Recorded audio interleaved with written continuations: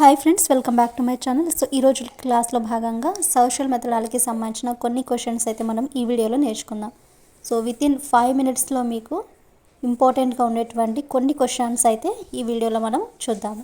So వీడియోని skip చేయకుండా last వరకు చూడండి. అలాగే మీకు నచ్చినట్లుగా అయితే మన ఛానల్ని లైక్ చేయండి, షేర్ చేయండి, సబ్స్క్రైబ్ చేయండి.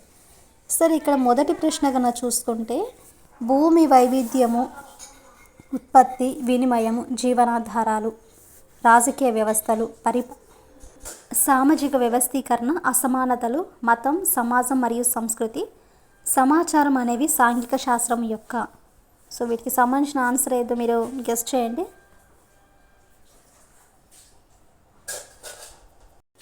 ఫస్ట్ ఆప్షన్ కరెక్ట్ అండి, ఇతివృత్తాలు. ఆన్సర్ వచ్చేసి మనకు ఇతివృత్తాలు. సెకండ్ క్వశ్చన్ చూడండి. సాంఘిక శాస్త్రం అనగా సమాజం యొక్క అధ్యయనం అని చెప్పినవారు. సాంఘిక శాస్త్రం అనగా సమాజం యొక్క అధ్యయనం అని చెప్పినవారు.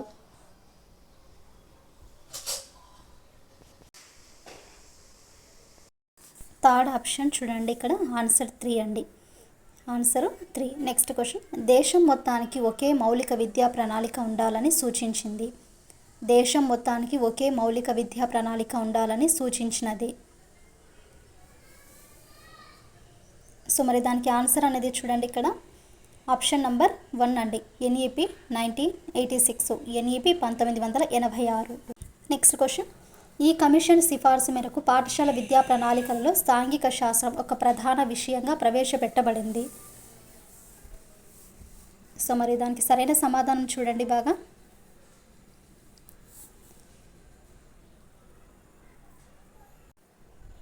ఆప్షన్ నంబర్ 1 అండి. Next question. భౌతిక పటాలలో సరికాని జతలను గుర్తించండి. భౌతిక పటాలలో సరికాని జతలను గుర్తించండి. సో ఆన్సర్ చూడండి, ఇక్కడ సెకండ్ ఆప్షన్ చూడండి. ఏముంది ఇక్కడ మనకు పసుపు అనేది తప్పు అండి. పసుపు అనేది కొండలకి సంబంధించింది కాదు. Next question. 6th నుండి 10th క్లాస్ సాంఘిక శాస్త్ర పాఠ్య పుస్తకాలలో గల విద్యా ప్రమాణాల సంఖ్య. చూడండి, ఇక్కడ 6 నుండి 10 తరగతుల సాంఘిక శాస్త్ర పాఠ్య పుస్తకాలు ఉంటాయి కదా. సో అందులో ఉండే విద్యా ప్రమాణాల సంఖ్య ఎంత అండి ఇక్కడ? సో మరి ఆన్సర్ చూడండి, ఇక్కడ సెకండ్ ఆన్సర్ చూడండి, 6 విద్యా ప్రమాణాలు ఉంటాయండి. Next question. సమస్య పరిష్కారంలో క్రింది ఉపగమాలను అనుసరించవచ్చు. సమస్య పరిష్కారంలో ఈ క్రింది ఉపగమాలు ఉన్నాయి కదా, వేటిని మనం అనుసరించవచ్చు. సో ఆన్సర్ వచ్చేసి చూడండి, ఇక్కడ 4th ఆప్షన్ అంటే ABCD. ఆగమన, నిగమన, విశ్లేషణ, సంశ్లేషణ. Next question. క్రింది వాటిలో జ్ఞాన నిర్మాణం జరుగు సందర్భాలను గుర్తించండి. క్రింది వాటిలో జ్ఞాన నిర్మాణం జరుగు సందర్భాలను గుర్తించండి. సో మనకు ఆర్డర్ వైజ్గా కూడా అడుగుతారండి, బాగా ఒకసారి చూడండి ఇక్కడ. సో మరి దీనికి సంబంధించిన ఆన్సర్ వచ్చేసి ఫస్ట్ ఆప్షన్ అండి. ఆప్షన్ నంబర్ 1 అండి. Next question. ప్రభుత్వాన్ని గౌరవించడము, ప్రభుత్వ కార్యకలాపాల్లో పాల్గొనడం అనేవి దీనికి చెందుతాయి. సో ప్రభుత్వాన్ని గౌరవించడము అలాగే ప్రభుత్వానికి సంబంధించిన కార్యకలాపాల్లో పాల్గొనడం అనేవి దీనికి చెందుతాయి.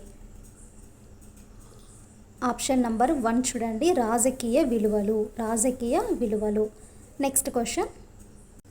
గాలి, సూర్యరశ్మి, యంత్రాలు, ఆహారం అనే అంశాలు ఉచిత వస్తువుల లేక ఆర్థిక వస్తువుల? ఈ ప్రశ్న దేనికి చెందిందో మనం ఇక్కడ చూడాలండి. గాలి, సూర్యరశ్మి, యంత్రాలు, ఆహారము. సెకండ్ ఆప్షన్ చూడండి, వర్గీకరణ. ఆన్సర్ వర్గీకరణ. Next question. ఇది సింపోజియం నిర్వహణ లక్ష్యం కాదు. ఇది సింపోజియం నిర్వహణ లక్ష్యం కాదు. ఇలాంటి స్టేట్మెంట్ క్వశ్చన్స్ వచ్చినప్పుడు 1 or 2 times థింక్ చేసి ఆన్సర్ అనేది చేయండి.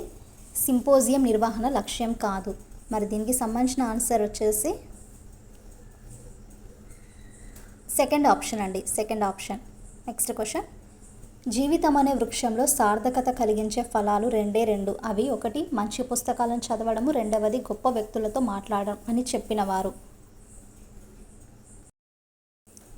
ఆన్సర్ చూడండి, third option Rajagopalachari. Answer Rajagopalachari. Next question.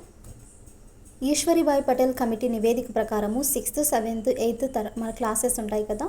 చరిత్ర, పౌరనీతి, భూగోళ శాస్త్రం బోధించడానికి వారానికి కేటాయించిన సమయం గంటలలో. 6, 7, 8 తరగతులకు హిస్టరీ అలాగే పాలిటీ, జియోగ్రఫీ. ఆప్షన్ చూడండి, థర్డ్ ఆప్షన్ అండి, అంటే 4 గంటలు. నెక్స్ట్ వన్, త్రిధ్రువ ప్రక్రియలో భాగం కానిది. త్రిధ్రువ ప్రక్రియలో భాగం కానిది. ఆన్సర్ చూడండి ఇక్కడ.